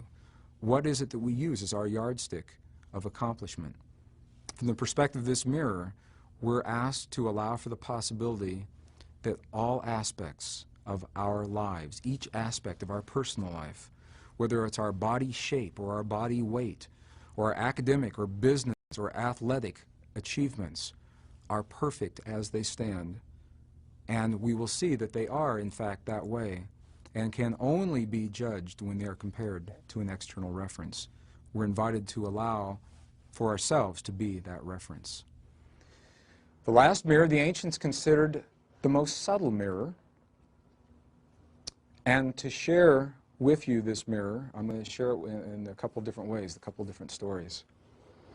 One of my last years in the corporate environment, I shared an office with a woman because our office space was limited. So we had very different functions and simply shared space together. And because there was no competition, we became very good friends. We just simply spoke with one another, went to lunch together a lot. One day we came back from lunch and she picked up her voicemail, and as she was listening to her messages, I saw her face turn sheet white. She sat down and I said, "What happened?" And she shared with me a story, and I'm going to share that story with you now to illustrate this mirror. She had just had a friend that was her age that had a young daughter. This daughter had graduated from high school just a couple of years earlier. A beautiful young woman, was extremely gifted in many areas. She was very athletic, she excelled at academics, she was a wonderful artist, and she chose to become a model when she graduated from high school, and her parents supported her in that choice. She had done some modeling, done very well. She had gone to as a modeling school in New York City and had just completed a series of jobs, and it appeared that 2 years out of high school she was on her way to a pretty successful modeling career. Well, after the first couple of jobs, the modeling agencies began to say, for this kind of work, you'll have to change your appearance a little bit. And they started with some obvious things, and they, even at her young age, they did some tucks around her midline. They enlarged her breasts, relatively common kinds of plastic surgery. Her parents supported her in that, and they said, well, that's what this industry takes. That's what it takes. Well, it wasn't long before the modeling agencies began asking for more extreme forms of modification. And for example, she had a really cute little overbite when she'd smile. And they said, well, you can't have an overbite and be a model. So they asked her, and she did, underwent a procedure where her jaws were broken and reset, wired shut. And the idea was that the overbite would be gone. And to be honest, I saw before and after pictures. I could see very little difference. I really could see very little difference. And I thought the overbite was kind of nice. Well, while her jaws had been wired, of course, she was on limited diet. She lost quite a bit of weight, and which is generally desirable in the modeling industry. And as she lost that weight, some of these ribs, the lower ribs, floating ribs, began to stick out more than they had before. And the modeling people said, well, that's no problem. We can address that surgically. And they did. They went in and took out these 2 floating ribs on either side. And something began to happen with her. And maybe you've seen this before. Body weight kind of goes in modes. I was a competitive runner for almost 20 years. And there were some times I could eat anything, no matter what it was.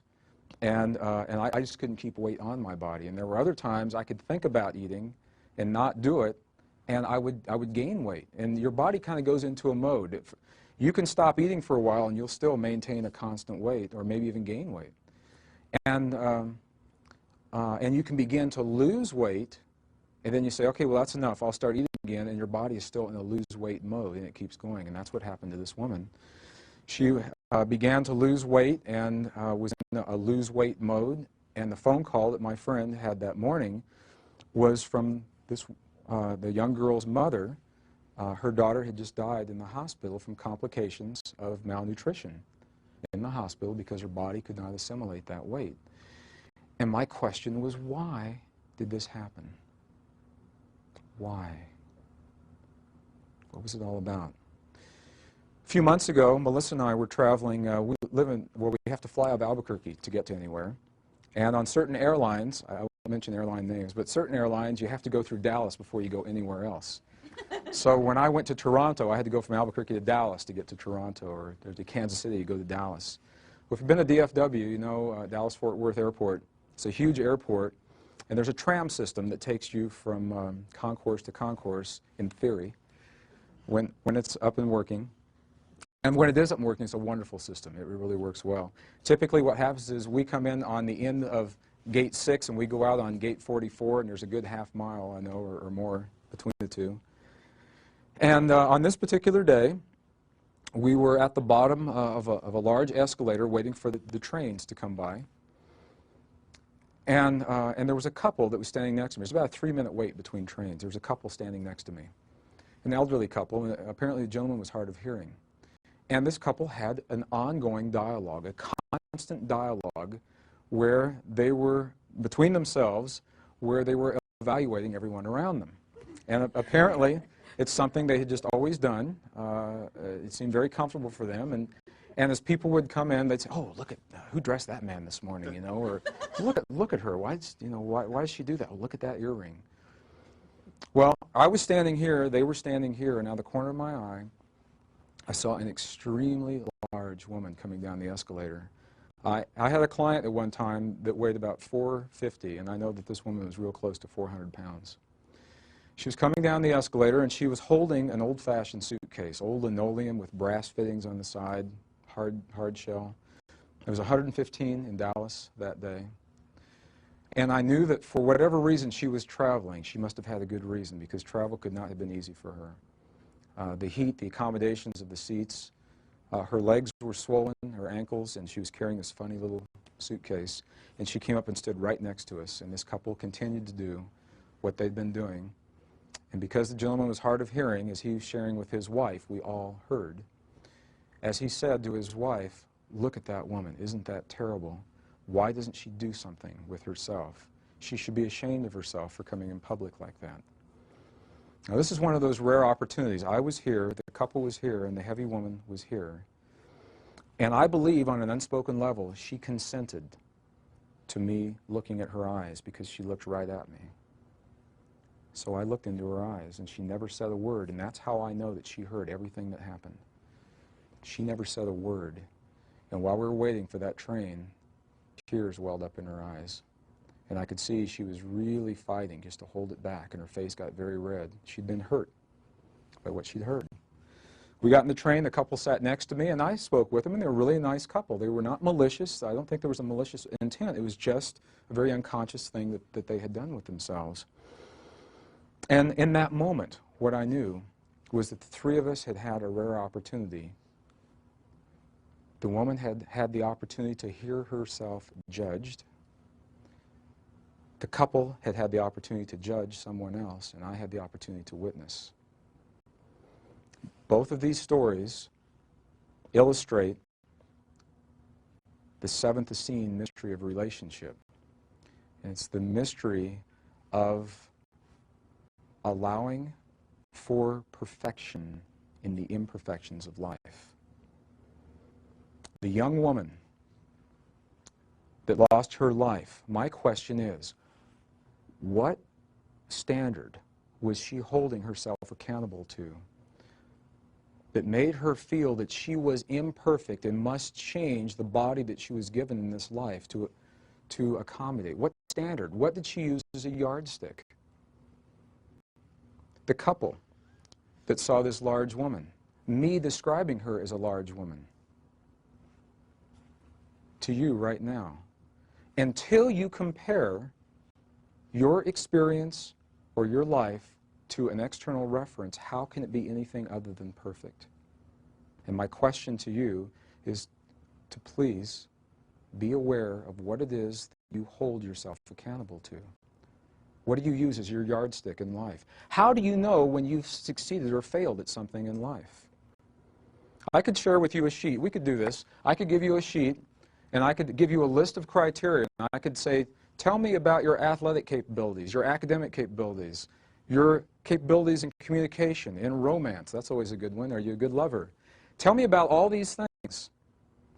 And I'd give you about 15 seconds to give me an answer, because it doesn't make any difference what you answer. If you see yourself as anything other than perfect, what have you compared yourself to? How do you know that you are doing anything other than perfection until you reference outside of yourself? We were talking about this yesterday. I went back into the video room to see what this tape looked like. And they were reluctant to let me see it because there was a sense that I may judge myself on the screen as I live this mirror. If I am giving you the best I can do in this moment until I compare myself to someone else, this is perfect, and this is what this moment is. This is, for the Essenes, the most subtle, because we are so quick to judge ourselves, and we are our own most difficult judges. So what I'll say to you is I'll invite you to look at your life, look at the places in your life where you sense that you're not happy with yourself. The only way that can happen is if you've not done your best, or if you have done your best and you've compared it to someone else. What do you use as your yardstick? In our culture, what is our yardstick? We're compared to this man. You know what this man said when he was here? He said, you think the things I'm doing now are cool. Wait till you see what you're about to do in 2,000 years. I'm paraphrasing a little bit. He said, don't hold me. Don't hold me on the pedestal. He said, you are far, far greater than I as you realize the power that lives within you. The power of thought, feeling, and emotion, and what you'll do with it. So that's the seventh Essene mirror relationship, the mirror of perfection. Well, these 7 mirrors of relationship, powerful mirrors, powerful insights into why we have lived the kinds of lives and had the relationships that we have had. The Essenes remind us that we will all go through each of these mirrors at some point in our lives, whether we recognize them or not. Often we'll go through many mirrors simultaneously. That's the masters that we are. That's the masters that we become in this lifetime, is that we move through the mirrors and we move forward with life each day possibly without even recognizing why we're doing these things. Well, it would be nice to have a beautiful neon sign flash to us first thing in the morning and say, on this day, after you finished your breakfast and after you sent the family off on their day, you may begin your dark night of the soul. And the reality is that life does not happen to us in that way. We're invited to know ourselves in the presence of others through our relationships. And as those relationships are reconciled, we become the benefit of that healing. And it is that benefit that we carry with us through the waking dream of life as we walk between the worlds of heaven and earth.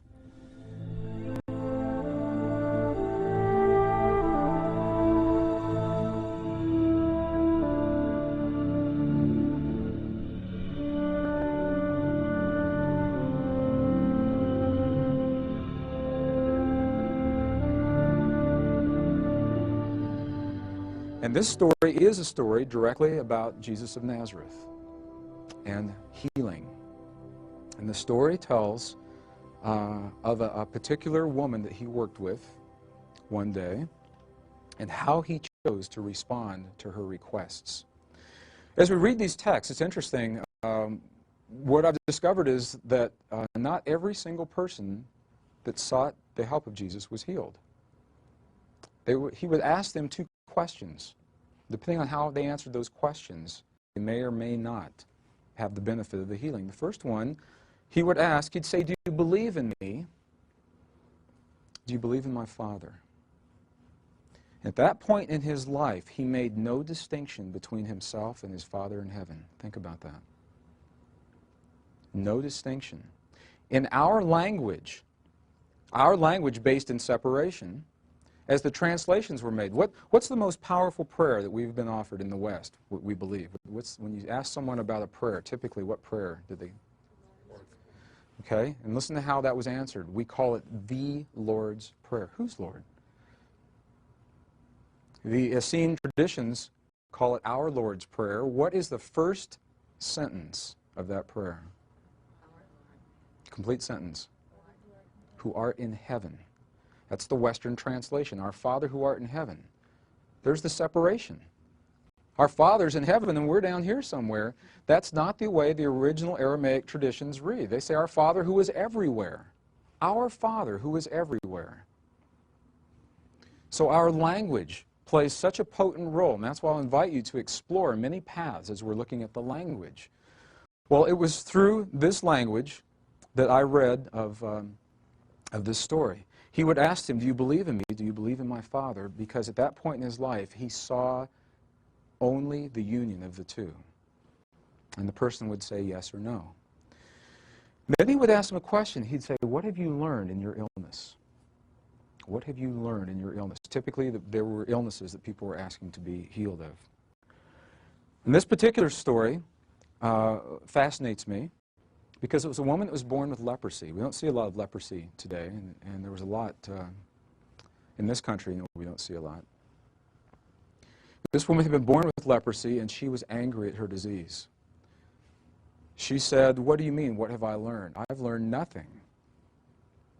This is a mistake. I'm not supposed to have this. She says, I am so hideous, I've never had a friend. I've never known a man. I'm so hideous, even the animals cower in my presence. Heal me of this affliction. And he said to her, if you have learned nothing from your condition, then die and know yourself through death. Because he loved her that much. And that is the beginning of compassion. He had no attachment to the outcome. He could have felt a lot of peer pressure. He could have been there on the shores of Galilee and said, okay, there's 10,000 people behind me. There's a woman in front of me. They're asking me to do something. I got to do something quick. I mean, he could have had a thought process like that, and he didn't. He loved her. She had, from this perspective, through her mastery, allowed or created that condition in her life so that she may know herself in that way. If it had not served her, why would he take that away from her? Thought without attachment to the outcome. A few years ago, we had the opportunity on the 6 o'clock news, many of our homes, to witness a tragedy that has happened far too many times. Once is too many. This particular tragedy was in a small country of Rwanda, where approximately 10,000, we still don't even know the exact number, 10,000 civilians were depicted on the news, massacred by their own people on the rural roadsides in that country. And I was with a group of friends that evening, and we watched this, and it was just the right group of friends for that evening, because I had the opportunity to look around. There were 4 of us. And I had the opportunity to look at the other 3 and see what had happened with them. So as the reports went on, there was a woman that was in the living room, and I asked her, I said, how do you feel about this? She was enraged. She said, this is ridiculous. She was pounding her fist on the coffee table. A lot of fist pounding in these stories. She said, when are we going to stop this? When are we going to send the Marines to kill the soldiers that killed the civilians so there isn't any more of this going on? Why don't we stop this? There was another gentleman who was in the living room. And he had just kind of gotten into the New Age thoughts. And I asked him what he felt about it. And he said, about what? The Rwandans? He said, they knew that was going to happen. He said that was their karma. They knew on some level when they came in this lifetime they were going to die that way. And he said, there really is no death anyway. It's about 6 o'clock. You want to get a bite to eat? And he felt nothing. And there was a third woman who'd gotten up and walked into the kitchen. And I followed her in and I said, what did this program mean to you, what you saw tonight? And she turned around, she had tears in her eyes, and she said, I don't know. She said, I don't want the soldiers to die, because that's the same kind of thinking that led to the deaths in the first place. She said, I don't think we should go in and send in the Marines, and I just don't want any more people to die. She said, I miss those people, even though I never knew them. I feel different in my world because I know now that they're no longer here. That's the beginning of compassion. The first woman was in polarity. She was angry. She was in the same polarity that allowed that tragedy in the first place. The second gentleman was in denial. What he had seen hurt him on such a deep level, he did not allow himself to feel it, so he rationalized it away. And the third woman allowed herself to feel, and in doing so, opened the path to the possibility of compassion. How do you know if you're in denial or lovingly detached? You can ask yourself the simple question. If you feel nothing when you witness an outrage or a tragedy such as this, there's a good possibility that it has hurt you on such a deep level that you are in denial. If you feel for what has occurred and you're not seeking retribution, not trying to get even, or the mentality that somebody's got to pay, then you're not in the polarity. You're allowing yourself to feel what has happened. And if you can say to yourself, I miss those people, and this didn't have to happen, and there's a sense that somehow there's a balance that's occurred here, you may be at the path, at the doorway to what we call compassion in our lives. This is a completion for our animal story that I began yesterday. My little friend Merlin, somebody said, well, are you going to tell us whatever happened to Merlin? Where is Merlin? And I'll share that with you now because it's been a really powerful part of my life, and it is very relevant to make concrete these sometimes nebulous concepts that we're describing here. Well, I got all the things I needed to take Merlin across country, and Merlin and I had a great adventure from Mount Shasta all the way to northern New Mexico. And we live about 6 miles from the Colorado border, so we're in a very high mountainous area. And Merlin grew to be a very healthy, vigorous, beautiful, large black male cat. Not a speck of any other color on him. He was completely black.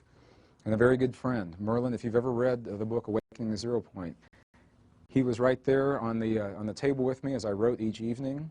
Every once in a while I'd get up and stretch and he'd walk across the keyboard.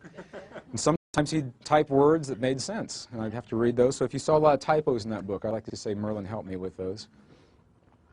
And Merlin used to go out every single day. We'd let him out first thing in the morning, and his rule was he had to come back in by 1 o'clock in the afternoon, and he did that for several years. There was one day Merlin went outside and he didn't come back. And at first I wasn't too concerned about that. I thought, well, maybe it's just a kiddie walkabout. You know, it's a male thing. He was going to explore this territory in northern New Mexico. And by the time the second day rolled around, I was a little concerned, and I really felt something was happening. And by the third day, I knew something had gone wrong from my perspective at that time. And I stopped everything I was doing. I returned no phone calls, no correspondence. I did no business. And for 5 solid days, I invited friends in our valley, and we looked for Mr. Merlin everywhere. We looked in coyote dens, we looked in owl nests, we looked in badgers' burrows where we could find them. We went and looked around eagles' nests down in the valley. There's 136,000 acres of sage that borders our property, owned by a Bureau of Land Management. It's fenced off, and we'd walk from one end to the other and tie off a piece of ribbon, take 3 steps over and walk back so we could scour every foot of the fields. And after a few days, I really had this feeling inside that something was terribly wrong. And I felt like he was alive and maybe he'd fallen into a well and needed some help, or he was in an old abandoned building, or he was in a hunter's trap, or something had happened. And one morning as I was laying in bed, the sun had not come up yet, and it was light. It was about to come up. And I asked for a sign, and I simply said, Father, I asked for the sign. Is my friend Merlin alive? Does he need me, or what's happened? And I didn't even get the sentence out of my mind. I hadn't even finished that sentence yet, and something happened. It had never happened before. It's never happened since. From 360 degrees all around our property, I heard more coyotes yip and yell and scream and cry, broad daylight. And then as soon as they, just as suddenly as they began, they stopped. And I knew in that moment that Merlin was no longer with me. And and that he'd been taken by a coyote. Well, I got up that morning, drove a truck down the road, and something very odd began to happen. There were coyotes everywhere in broad daylight. There were young ones and old ones, and they were walking in twos and threes. They walked in the road right in front of my truck. They were all over my property. Normally, you'd only see them maybe very early in the morning or at dusk. You typically did not see them in broad daylight. And I had an opportunity in that moment. And if it had happened at another point in my life, I may have been very angry at every coyote. I may have chosen to stand on top of one of my buildings and snipe each one and said, maybe you're the one that took my friend Merlin. And I didn't feel that way. I didn't want the coyotes to lose their lives. I missed my friend Merlin and his presence. I missed his life. And in that choice of not being angry at those coyotes while still allowing for the emotion of losing my friend, for me, that was a powerful opportunity and an opening into compassion.